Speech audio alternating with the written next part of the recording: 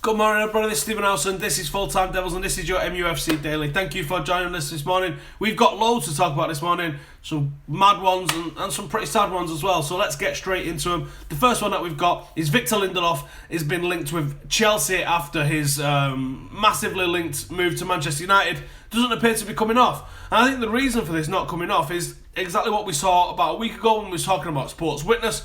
Sports Witness had basically pieced all the pieces together, and they were saying this deal was looking to come from the Portuguese side. There was no involvement from the United side. They'd basically gone, hey, United, do you want to sign this guy? And then they was pushing it in the press to try and make it happen. Actually, there was not really much interest from United, especially once they started talking about £38 million fee for the guy, and when they was going to try and screw over his Swedish team and all the rest of that stuff. So United was kind of like, actually, we're not that interested in the guy. Maybe we'll leave it, especially with the good form that some of our defenders are in. So it looks like, especially when you see some of the rest of these transfers as well, it looks like Benfica are really trying to press on and sell some players. I don't know if they're in financial trouble, but they are trying to sell all of their best assets, which is a bit strange. So it seems like now the Mirror have done the job of linking Lindelöf to Chelsea. They're seeing Chelsea like recalling centre halves like Nathan Ake from Bournemouth, and they're looking at them thinking that they need other players, and this is the sort of signing that they think, oh, that might work for Chelsea. They play 3 centre halves. I suppose they could always do with an extra one.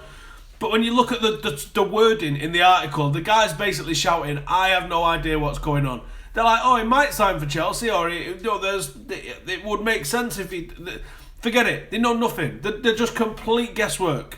It does seem that Benfica are looking to push him, and somewhere like Chelsea that's going to pay a decent fee for him is going to be the preference. But this is a player that Middlesbrough was in for $500,000 last season. Why is he now worth 80 times that?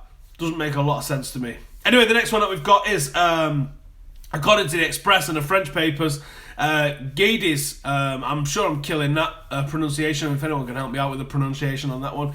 Guedes leaving Benfica to go PSG, and he was linked with us as well. Again, Manchester United have just hired 50 new scouts. We will be at every single top flight game in Portugal. That doesn't mean that we're linked with all these players. What that means is we've got scouts out there doing their job. We're building database on footballers. We are not signing every single person that we scout. We are literally just stacking up what we know about them. We might be scouting people to see where we are in terms of ability. We might be looking at people and going, actually, have we got a good squad? How do you know if you've got a good squad? Because then you have to compare it to everything else that's out there. So maybe we're doing scouting on the back of that. So we can't be linked to every single player that's coming out of Portugal. That makes no sense whatsoever. And I think just Guedes was one. He was always going to be going elsewhere. But link him to United, that's a sexy name. That gets clicks and everybody comes and watches. It's absolutely ridiculous. Sounds like he was going PSG all along. But they have to throw our name in there so everyone clicks it. Otherwise, why would anyone from England be clicking on an article about a Portuguese player going into a French team? Doesn't really make a lot of sense, does it? Here's one of the sad ones. Sean Goss to QPR, 500,000 seems to be the agreed fee. Sort of broke in like West London Press yesterday a little bit. Sky have also reported it. BBC reported it. The offer was there on the table, so it looks like Sean Goss is going to go. A lot of people thought Sean Goss could be the natural successor to Michael Carrick from the academy, myself included. He was one of the first ones named by Louis van Gaal on the bench when Louis van Gaal was going through his spree of naming players.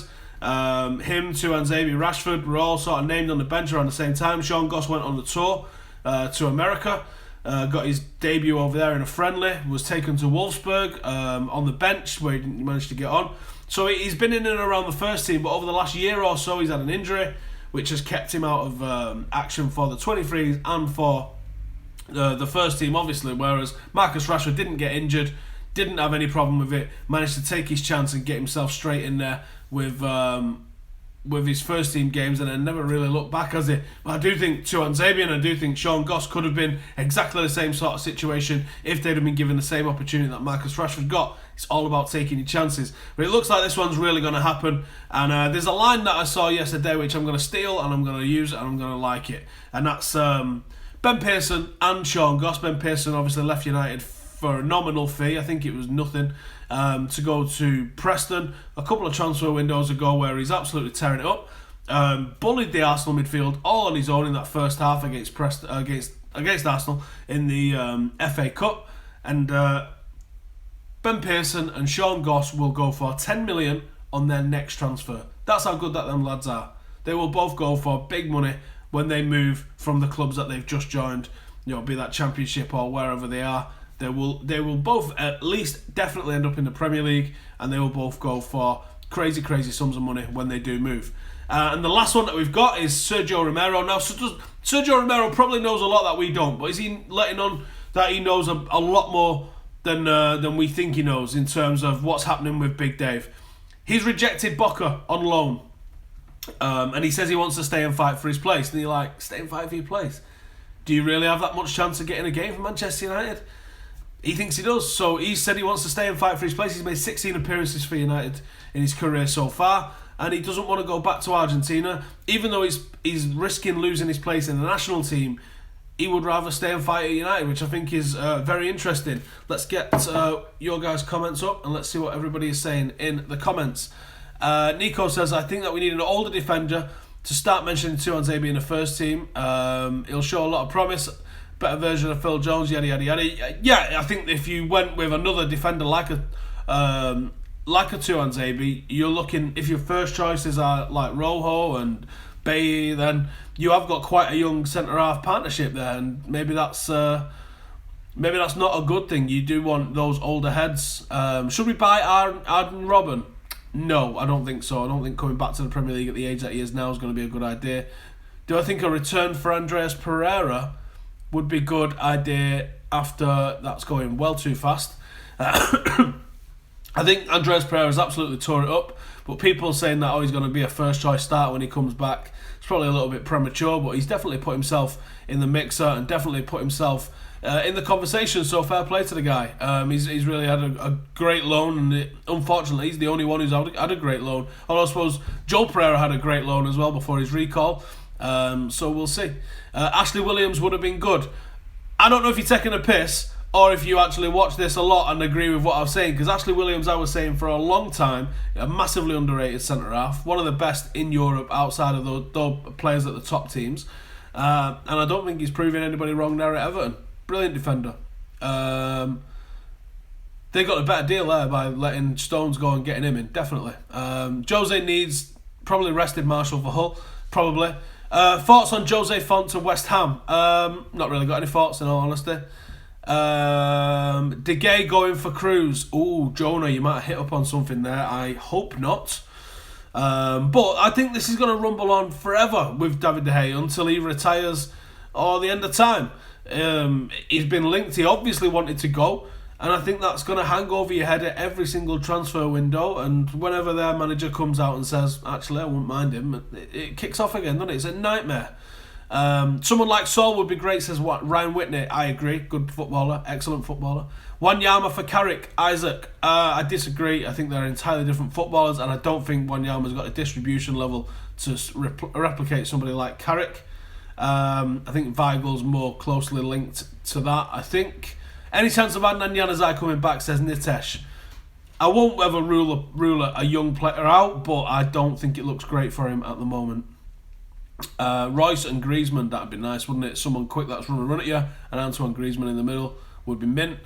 What about Paddy Evra to Crystal Palace? Where's that come from? That was going around last week. I don't think that's happening. I could see him leaving Juventus to come back to Manchester United. I can't see him leaving Juventus to go to Crystal Palace. Come on, sort your neck out.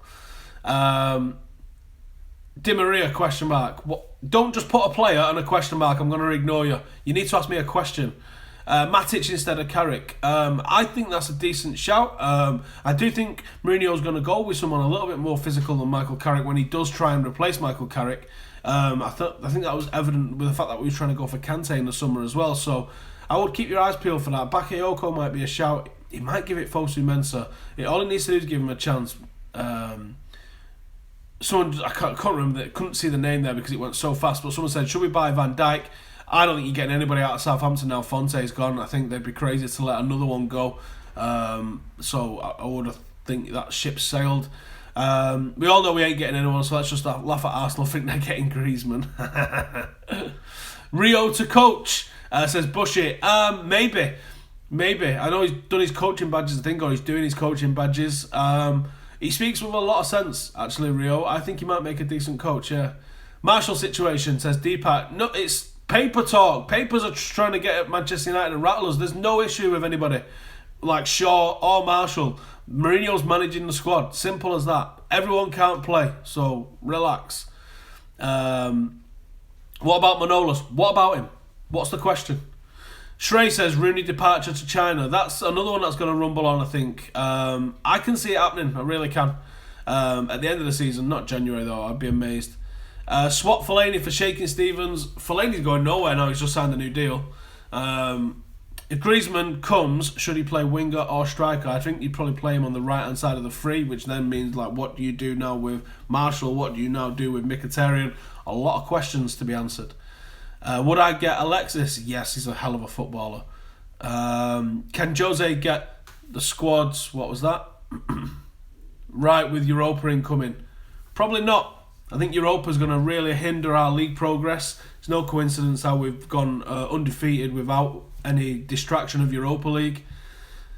I think you can sail through Europa without it really affecting your league form, but I don't think we will. We need a young Zlatan. I think you could go with a different style, and Marshall's style might be that style to play number 9 in all honesty.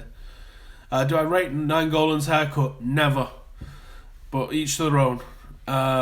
Will Januzaj ever make it to the first team? I don't think so. Alexis Sanchez on a free. You're not getting him on a free.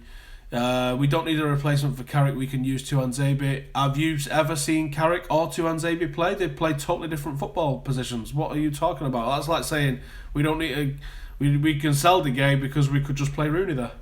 In fact, no, that's a better shout because Rooney actually can play in net. Madness. Clivert as a 17-year-old son is looking a great talent. Should we get him? I think he's not going to be reaching the same level Clivert reached, but I think he's only just made his debut, so maybe not. Semedo is a long-term for Valencia. Maybe not. I'm not 100% sure that he's got the defensive qualities. He's definitely got the going forward qualities, but you really need to know how to defend as to be a defender. I know that sounds quite obvious, but a lot of people seem to forget about that and just like looking at how players are on the ball. Your midfielders and your forwards have got to look good on the ball. Defenders have got to defend first and foremost. Bakayoko for Carrick, says Ambrose. Bakayoko I'm really a big fan of. I think he's someone whose physicality could really help us. Bale for 100 million, says Riley.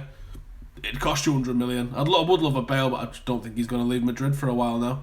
I did think he was going to. No, I don't think he's going to. Who's a better prospect squad, United or Dortmund? That's interesting. I think their prospects are getting games. And ours aren't, unfortunately. Eric Dyer to hold in midfield. Come on, man. We can do better than that. Should we try and win the Europa? No, we've got to get in the top 4. Bakayoko as a replacement. Yes, obviously. Morning, Callum.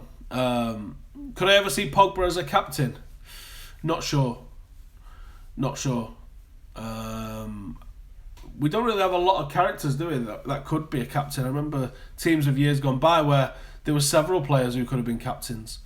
Do I think we'll get James or Muller? I think James is a proper Woodward style transfer, but I don't know where he would play. He's in the same sort of mould as like half of our team already, so he doesn't come in and fill or solve a problem for me.